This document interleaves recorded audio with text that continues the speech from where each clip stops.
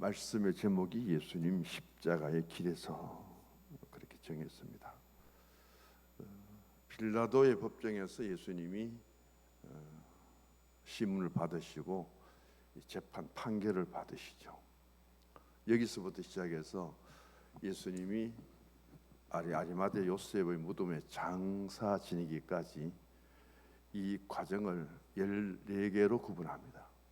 그래서 14 정거장이라고도 하고 14개 처소라고도 말하는데 그 내용들을 전부 예루살렘에 가면은 그 빌라도 법정에서부터 예수님이 십자가에 못 박히시기까지 거리가 800m입니다. 800m인데 그 800m를 가시면서 예수님이 그 무덤에 묻히기까지 14번 서게 되었다. 그래서 그때마다 처소를 마련했는데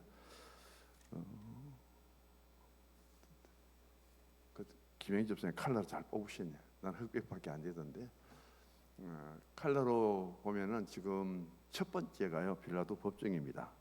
그 일처라고도 하고 첫 번째 정거장인데 예수님이 빌라도 법정에서 이제 사형 선고를 받으시죠. 제가 보면 왼쪽이고 그저 보면 오른쪽일 겁니다.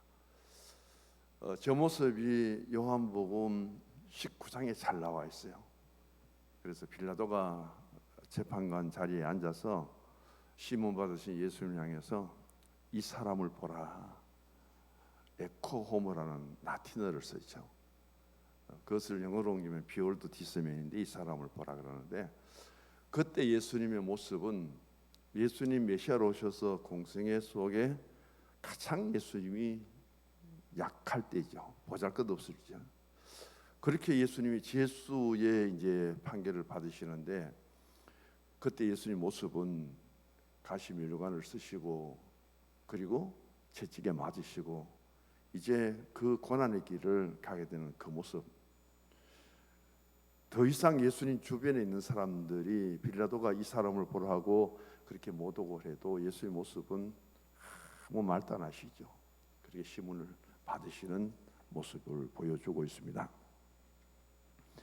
인간이 하나님의 아들을 심판할 수 있느냐? 이 문제가 제일 먼저 전대제죠. 기독교 입장에서 보면은 하나님의 아들을 인간이 재판한다, 판단한다, 그리고 사형 선고를 내린다는 것은 있을 수가 없습니다. 그러나 예수님은 하나님의 뜻을 이루시기 위한 길을 가시는 것이고 예수님의 모든 사역은 유대 종교법입니다. 그런데 왜 빌라도에게 예수님이 재판을 받을 수밖에 없느냐 하면은 유대인들 그 당시 팔레스타인은 다른 거는 자율적으로 많이 보장을 해주어도 사람을 죽이는 사형 선고는 빌라도만이 내릴 수 있고요. 로마 황제만이 내릴 수 있기 때문에 예수님이 저기에 서게 되고 십자가의 사형은 유대법이 아닙니다. 로마법에 의해서 예수님이 십자가에 죽게 되죠. 자, 그 모습을 띄워주세요. 첫 번째 보고요. 자, 두 번째 보면은 예수님이 십자가를 지십니다. 제 십자가는 누구의 십자가냐? 우리의 십자가죠. 저기서 예수님은 두 가지를 다 짊어지시는데 첫 번째는 대행입니다. 우리가 저질렀던 모든 죄를 예수님 홀로 다 뒤집어 쓰시고요. 두 번째는 대형이어요. 우리가 받아야 될 형벌을 예수님이 다 받으시고 이제 가장 큰 죄인만이 짊어지는 십자가를 친히 지시고 이제 골고다로 오르게 되시는데 저 십자가를 지고 오르는 그 길을 비아 돌로로사라고 하죠. 가장 고난의 길, 슬픔의 길이라고 하는데 이 신약에서 예수님의 십자가를 지고 오르시는 그 골고다의 길을 창세기에서는 22장에 이삭이 그것을 가장 먼저 예표로 보여주고 있습니다. 이삭은 모리아 산에 오를 때에 나무 단을 지고 갔거든요. 자기가 그 나무 단에 번제로 드리기 위해서 그 나무 단을 지고 갔는데 예수님은 그 나무단이 이삭의 나무단이 예수님 십자가고요. 그다음 모리아산에서 이삭은 완전히 불에 태워져서 형부 이제 연기를 하나님께 드리면서 번제 제물이 될 수밖에 없는데 하나님이 그를 살려 주셨지요. 사흘 만에 죽어야 될 이삭이 집으로 돌아옵니다. 대신 수양이 제물이 되고 예수님 저렇게 십자가를 지고 이제 골고다로 오르시고 거기서 죽으시는데 3일 만에 이삭이 집으로 돌아온 것처럼 살면 예수님은 부활하십니다. 그렇게 영화성이 지어지게 되고요. 두 번째 바로 저 2처라고 말하고 있습니다. 저기서는 3처로 가면 세 번째요. 예수님이 첫 번째 저기에서 이제 기력이 다하여서 십자가를 떨어뜨립니다. 예수님이 여기서 이제 저 넘어지는 모습은 보이지 않지만은 3처에 가면 예수님이 십자가를 지고도 첫 번째 넘어지는 것을 여기에 담고 있습니다. 주님께서 십자가를 지고 가시는데 넘어지셨다. 오늘 우리의 십자가가 얼마나 무거운지 몰라도 내게 주어진 십자가를 지고 내 죄를 내가 지고 가기도 전부 힘들어하고 피하는데 예수님이 얼마나 온 인류의 죄를 지고 가셨기에 저 십자가를 지신 예수님이 저렇게 쓰러지고 넘어지실까? 내 죄를 위해서 예수님 십자가에 넘어지셨다. 그 주님을 우리가 바라보면서 어떤 신앙의 마음을 가져야 될 것인가? 온 인류의 죄짐을 지고 십자가를 지고 오르시는 예수님 넘어지시면서도 누구 한 사람 원망하지 않습니다. 내가 가장 죄 없는 완전한 의의 사람이고 그리고 하나님인데 내게 주어진 육체에 잠시 오신 그 삶을 통해서 온 인류의 죄를 지고 이렇게 쓰러질 수밖에 없는 예수님의 그 현장의 모습들을 우리가 한번 바라볼 수 있기를 바라고요. 그 쓰러진 자리에서 예수님은 다시금 일어나서 또 다시 십자가를 지고 오르시게 되죠. 자, 네 번째 바꿔주세요. 왼쪽부터 제가 보는데 왼쪽입니다. 4처입니다. 이게는 여기서 예수님이 누굴 만나느냐 하면은 어머니를 만나요. 그림이 희미한데 왼쪽에 보면은 여자들이 쭉 서 있는데요. 그 중에 흰 옷 입은 그 어머니가 여인들 중에 아닐까 그런 생각을 합니다. 예수님 십자가를 지고 저렇게 쓰러진 가운데서 이제 일어서면서 어머니를 보게 되죠. 그런 예수님이 어머니를 보고 십자가를 다시 지고 일었을 때 흰 옷을 입고 예수님 앞으로 지나가는 사람이 구레네 시몬입니다. 구레네 시몬이 가장 예수님 가까이 갔죠. 십자가 가까이 갔습니다. 이 구레네는 오늘날 리비아입니다. 리비아에 우리가 잘 알았죠. 독재자 카다피가 그렇게 죽게 되고 그 리비아가 일찍이 복음이 들어가게 되었고요. 그리고 그 당시 리비아에 디아스포라 유대인들이 굉장히 많이 살고 있었다는 겁니다. 그리고 대체적으로 말하기를 우리가 잘 알듯이 저기 구레네 시몬은 그 리비아에 살고 있으면서 흩어진 유대인 디아스포라이기 때문에 6월 절기를 통해서 예루살렘에 그가 왔다고 그렇게 보고 있습니다. 6월절에 와 보니까 예수님이 십자가를 지고 골고다로 오르는 저 현장에 그런 리비아에서 예루살렘까지 왔는데 예수님의 십자가의 고난의 길을 그가 마다할 수 없죠. 그래서 그 길에 동참했는데 하필이면은 저 그림의 성화에처럼 가르다가 예수님 쓰러졌을 때 가장 먼저 그 앞으로 지나가게 됩니다. 그게 네 번째고요. 다섯 번째 보면은 이제 예수님이 또 다시 십자가를 지고 넘어지시게 되는데 그때 예수님을 도와서 우리가 보면은 시몬이 예수님 대신 십자가를 이제 지게 됩니다. 어떤 그런 내용들을 보면은 그가 리비아에서 와서 6월 절기에 그가 동참하고 하나님께 하나님 백성으로서 어떤 예배를 드리러 왔는데 거기에 메시아 예수님이 십자가를 지게 된다는 것을 그가 떠날 수 없고 그렇게 따라가게 된 거죠. 그러다가 이제 로마 군인들에 의해서 저 십자가를 대신 지게 되고 있습니다. 그 마지막 6번째 보면은 이제 인수인계를 하게 될 때에 그때 누가 나오냐면은 베로니카라는 사람이 나오는데 예수님이 쓰러졌다가 일어설 때에 굉장히 땀범벅이 되고 피범벅이 됐죠. 그래서 이 여인이 예수님 얼굴에 땀과 피를 닦아주었다. 베로니카의 수건이라고 해서 지금 전시가 되어 있고 예수님이 섰던 그곳마다 전부 다 이렇게 액자를 달아놨습니다. 여기가 1처, 2처, 3처, 1처가 2처, 3처가 그렇게 되어 있습니다. 다시 바꿔주시면. 자, 예수님 두 번째 넘어집니다. 두 번째 넘어지시면서 이제 예수님에 대해서 그럼 구레네 시몬은 언제 이제 십자가를 졌느냐? 저게 기록된 것을 통해서 보면은 예수님이 계속 3번 넘어지기까지 계속 나오는데 구레네 시몬은 5번째에 예수님 앞으로 가서 예수님 처음 넘어섰을 때 다가갔는데 아마 그때는 구레네 시몬에게 십자가를 지어주지 않았는가, 안 졌는가, 그때부터 졌는가, 그 문제는 정확하게 지금 우리가 알 수 없거든요. 이 문제가 언제 이게 기록됐냐면은 뒤에 맨 뒤에 나오는데요.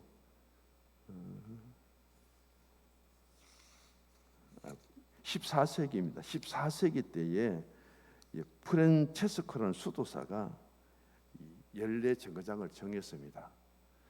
그리고 18세기에 그게 이제 캐토릭에서 확정을 하게 되고요.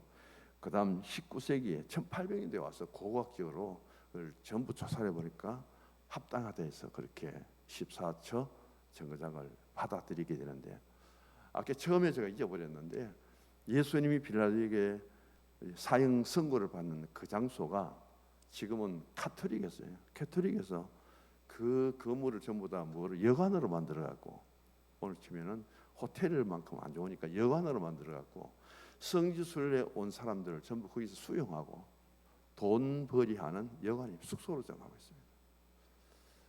그래서 그 길을 전부 우리가 믿는 예수님이 가신 길인데도 전체 관리는 전부 캐토릭이 하고 있다는 것이 참 아쉽죠. 그 문제가 빠졌습니다. 예수님 두 번째 넘어지셨고 그다음 그의 1처, 7처입니다. 7번째거든요. 이때는 예수님이 첫 번째 넘어지시면 완전히 다릅니다. 십자가 완전히 깔려버리죠. 그런 내용이 담고 있고요. 8번째 보면은 그런 가운데 주변에 여인들이 앞에 와 있습니다. 우리 그림이 좁아 그런데 저런 여인들에게 예수님이 일어서면서 위로를 합니다. 고통 가운데 계신 예수님이 거기까지 예수님 십자가를 따라와서 예수님을 바라보는 그 여인들에게 오히려 위로를 하고 예수님 자기의 가장 고통 중에 있으면서도 자신을 돌보지 않고 저기까지 따라온 여인들에게 예수님 한없는 어떤 위로를 받고 있는 그런 순간이죠. 저기까지 보면은 제자들이 하나도 안 따르는데 제자들은 예수님께 전혀 모습도 보이지 않는데 어떻게 여인들이 그렇게 예수님을 따라 저렇게 앞에서 예수님이 쓰러지는 모습들을 직접 보고 있느냐 하는 것이 참 대단하죠. 그다음 9번째 이렇게 주십시오.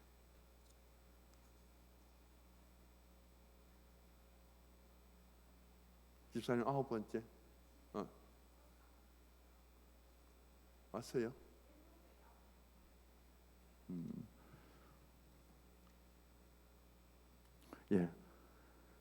예, 세 번째 맞네요.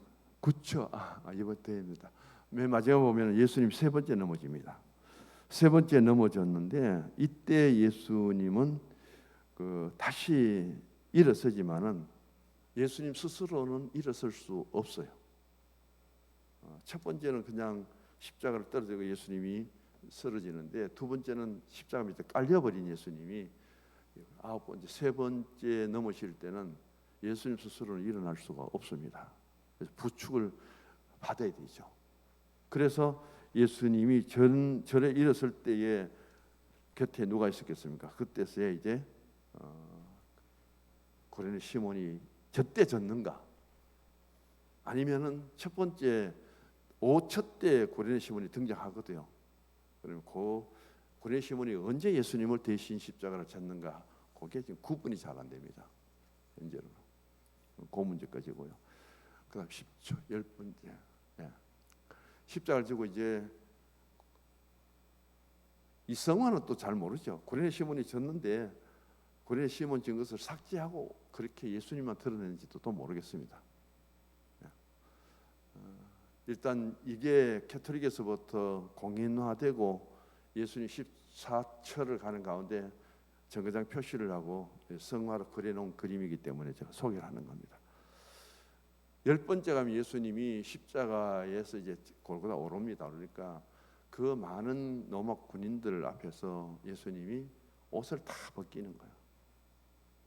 저 때가 예수님 어떤 면에서는 가장 수치스럽죠. 예수님 밑에 네이 하나를 두고는 다 벗겨버립니다. 그러면서 참 예수님이 이 땅에 육신의 몸을 입고 오셔서 죄수가 될 뿐 아니라 십자가를 지시고 그런 고통의 삶 속에 있어서 또 저렇게 죄 없는 예수님이 발가벗긴다는 사실은 또 어떤 의미를 우리에게 주실까요? 예수님은 우리 죄를 지시고도 저렇게 발가벗기셨는데 우리는 우리에 있는 모든 것들을 예수님께 제한 없이 아낌없이 다 보여드려야 되고 그게 우리가 진정한 회개의 모습이 아닌가 하는 의미를 갖고 있습니다. 그 다음 11번째 보시면은 지금 십자가 땅에 깔려 있고요. 예수님이 누워서 십자가를 못 박힙니다. 그 모습을 우리가 보게 되고 이제 예수님은 더 이상 홀로 아니에요. 예수님과 십자가는 하나가 되어버립니다. 예수님 십자가 지고 쓰러지고 넘어지고 십자가에 깔리게 됐지만 지금은 십자가와 예수님은 분리될 수가 없습니다. 그래서 토저라는 학자가 목회자인데 그분이 저 십자가가 무엇을 의미하는가 세 가지를 말하죠. 그리고 이제 12번째 보면 예수님이 십자가에서 달립니다. 돌아가시죠. 저 십자가에 못을 박아버리고 손발 그리고 그 상태 속에서는 절대 뭘 해요? 뒤로 돌아갈 수 없죠. 어디도 못 보는데 우리 사람은 동서남북 사방을 다 보는데 십자가 위에서는 앞밖에는 보이지 않아요. 앞만 볼 수 있는 것이 십자가에 못 박힙니다. 그다음 십자가를 통해서 못 박힐 때는 이제 모든 것이 없어집니다. 과거 무슨 일을 했든지 무엇을 남겼든지 과거라는 것은 역사 속에서 사라지게 되고 이제 저 십자가와 함께 예수님은 하나의 공동체를 몸을 이루면서 저 위에서 십자가에 돌아가시게 되죠. 13번째 그 십자가에서 예수님 내리실 때 보시면은 사다리가 보이잖아요. 십자가의 높이가 얼마나 높았을까 그것도 보게 되고 그때에 저 예수님께 시신을 받은 사람은 아리마대 요셉이에요. 로마 관원이고요. 그때 동행했던 사람이 이제 장례식 때는 니고데모인데 십자가 예수님이 못 박히셔서 그대로 율법에 따르면은 내리면 안 돼요. 이제 밤이 어두워지면은 들짐승이 와서 저 시신을 다 뜯어먹게 되거든요. 근데 그것을 내리셔가지고 그 내려갖고 인수받는 사람이 아리마대 요셉입니다. 빌라도에게 가서 누가 과연 시신을 달라 하겠어요. 그도 로마법에 의해서 가장 흉측한 죄인이 지는 십자가에 죽은 사람들은 장례가 원래 없어요. 우리 사형 선고받은 사람이 장례 치르는 거 보셨습니까? 가족들에게 인수도 안 되잖아요. 그렇게 예수님 시신은 아마 그 당시에 제사들이든지 어느 유대인이 가도 시신을 인수받기가 어려웠을 거예요. 그때를 위해서 아리마대 요셉이 준비되지 않았느냐. 가장 어려울 때에 아리마대 요셉은 자기가 관원이고 부자이기 때문에 숨어서 그리스도인이라는 사실을 드러내지 않았지만은 그의 내면에는 엄청난 믿음을 갖고 있었죠. 제자들이 다 십자가 때문에 도망가버리고 피했을 때 그때 자신은 이제 공경에 내려와도 되는 거고 어떤 자기 재산상 어떤 손해를 봐도 괜찮은 거고 그때서야 빌라도에 가서 시신을 달라고 요구를 하고 아리마대 요셉이 달라고 하니까 유대 공의원인데요. 그래 쉽게 빌라도가 시신을 주게 되죠. 그래서 시신을 내려갔고 이제 마지막 14처에 보면은 저게 누가 요셉이고 누가 아리마대 요셉이 그 니고데모인지 모르겠는데 아리마대 요셉하고 니고데모가 예수님 시신을 인수 받아갖고 아리마대 요셉 자기의 무덤에 예수님을 장례 지내는 그 과정, 이게 14번째 마지막이죠. 그래서 예수님이 빌라도 법정에서 이 사람을 보라 하고 그때 사형 선고를 받고 이제 아리마대 요셉의 장례 지내기까지 14개 과정을 거치면서 이걸 가리켜서 십자가의 길이라 그렇게 말합니다.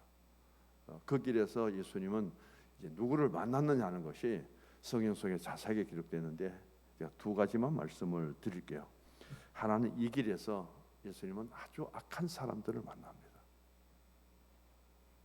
그리고 이 길에서 예수님은 아주 착하고 선한 사람들 만나는데 그 길에서 왜 예수님의 제자들은 하나도 안 모였을까 하는 게 가장 큰 의문의 질문이죠. 예수님이 십자가의 길을 가면서 이제 사형 선고를 받고 십자가를 지고 골고다로 죽으시러 가는 그 길에는 로마의 군병들이 나옵니다. 오늘 본문 27절에서 31절까지 보면은 예수님이 군병들에게 어떤 희롱을 받았는지 그 내용을 자세히 기록하고 있고요. 그다음 보면은 십자가에 달리실 때도 회개하지 않는 좌편의 강도가 있잖아요. 그리고 그 가는 길에 많은 사람들이 구경을 하러 왔습니다. 구경을 하러 왔는데 그 구경꾼 중에 한 사람이 구레네 시몬이라는 것이고 그 구레네 시몬이 로마 병정에서 억지로 십자가를 졌는데도 불구하고 구레네 시몬은 굉장한 신앙과 영적인 복을 받았죠. 그래서 그 구레네 시몬 알렉산더와 루포가 이제 아버지 뒤를 이어서 굉장한 신앙을 통해서 로마 교회든지 큰 일꾼이 되어서 그 아내도 그렇고 두 아들도 그렇고 아버지 구레네 시몬 때문에 전혀 알려지지 않았던 알렉산더 루포가 그 아버지 신앙을 이어받아서 성경의 이름까지 기록될 만큼 이 가정은 믿음으로 복받은 가정이 되고 있습니다. 그리고 여기에 가장 예수님 십자가의 그 자리에 그리고 고난의 길에 아무 영향력도 발휘하지 못하고 그냥 마땅히 하나님의 저주받은 사람이다 하고 그 길을 따르는 사람이 있었는데 대제사장들이에요. 그리고 서기관들이에요. 율법학자들이에요. 가장 예수님 앞에 하나님에 대해서 정확하게 잘 알고 있던 그들이 예수님 십자가 길에는 어떤 것도 하지 못하고 그들이 가진 신앙의 연륜이나 그런 경륜을 통해서 보면 가장 부끄러운 행동을 여기서 하고 있다 하는 것이 예수님이 가시는 십자가의 길에서 만났던 좋지 못한 악한 사람들의 모습입니다. 두 번째 보면은 예수님 앞에 착한 사람들, 예수님 때문에 고난 받은 사람들을 소개합니다. 오늘 첫 번째가 구레네 시몬이죠.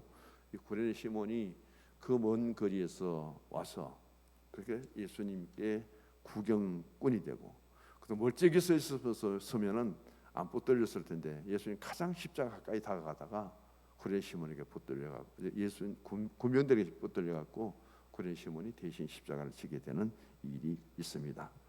성경의 말씀은 구경 삼아 십자가를 질 생각도 안 했고 내가 십자가를 진다는 것은 상상도 안 했는데도 불구하고 십자가에 가까이 다가가다가 십자가에 끌려가는 거예요. 예수님 더 가까이 다가가다가 예수님께 붙들려가는 거예요. 그걸 가리켜서 나는 생각도 안 하고 나는 상상도 안 했는데 억지로 예수님 그 십자가에 끌려가서 대신 십자가를 진 것 때문에 예수님의 십자가를 대신 져본 사람은 유일하게 구레네 시몬뿐이고 그 십자가를 내가 자원해서 진 것도 아니고 억지로 졌는데도 불구하고 가장 주님의 나라에서 복을 받은 사람이 구레네 시몬이다. 그러면 주님 지신 십자가를 대신 졌던 구레네 시몬이 그렇게 복을 받았는데 우리는 주님의 십자가에는 동참하지 못했습니다. 그러나 주님 지신 십자가 내게도 있다고 믿는다면은 내게 신앙의 십자가 다가올 때 질 수 있는 용기와 결단이 있어야 된다는 거예요.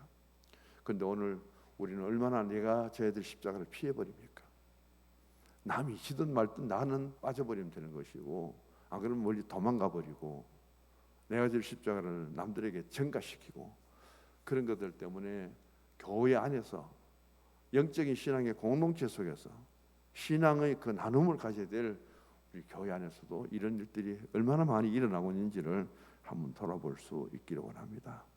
그 중에서도 예수님 십자가 위에서 가장 고통 순간에 예수님 죽음까지도 멈추시고 우편에 달린 강도를 예수님이 축복하시죠. 그 영혼을 하나님이 천국까지 인도하시는 그런 구원의 역사를 또 이루십니다. 예수님을 따르면서 슬피우는 여인들, 남자들, 제자들은 어디 가버리가 없는데 가장 연약한 여인들이 예수님을 따르고 눈물을 흘리고 십자가 앞에까지 밑에까지 서게 됩니다. 그리고 예수님의 무덤까지도 이 여인들이 먼저 찾아가고, 모두가 십자가가 그렇게 두렵고 죽음이 그렇게 겁이 나죠. 불안하죠. 그런 상태에서 여인들이 보여주신 그 사랑. 또 하나는 신포도주를 들고 가서 예수님께 마시라고 권한 사람이 누구일까요? 로마법의 유대법에는요, 십자가의 고통이 너무 힘들기 때문에 법적으로 이 신포도주를 가지고 십자가에 달려 죽을 때 고통을 좀 면하도록 이걸 가지고 마시도록 정해져 있대요. 근데 예수님은 죄수들이 가장 고통의 순간을 이기기 위해서 마셔야 될 그 신포도주를 예수님이 거절해 버렸잖아요. 그게 법적으로 마셔도 돼 있는데도 불구하고 그 있는 마지막에 십자가 밑에까지 따라가서 예수님 앞에 보여줬던 어머니나 또 살 넘어든지. 근데 어떻게 그 앞에 요한이 지금까지 안 보이다가 십자가 밑에 있었는지 예수님이 엄마를 요한에게 부탁하죠. 그런 어떤 과정을 통해서 우리가 다음 주간이 고난 주간인데 또 특별 새벽 기도도 하게 되고요. 금요일 날은 우리가 또 금요성 고난 날을 맞이하면서 또 다른 순서를 통해서 진행하도록 하겠습니다. 자, 이런 것을 통해서 이제 마지막 한마디는 그 예수님의 가정을 다 맡아서 로마의 책임자로, 군인의 책임자로 처음부터 예수님을 지켜보며 끝까지 따라갔던 한 사람이 있습니다. 그 사람이 백부장이에요. 우리는 고넬료도 백부장이고, 그다음 예수님께 자기 신하의 아들을 고쳐달라고 그렇게 예수님께 부탁했던 백부장이죠. 이스라엘들이 이만한 믿음을 만나보지 못했다고 칭찬했던 백부장. 백부장의 세 번째 가장 우리가 기억해야 될 백부장이 여기 나옵니다. 누가복음 23장 47절 찾아보세요.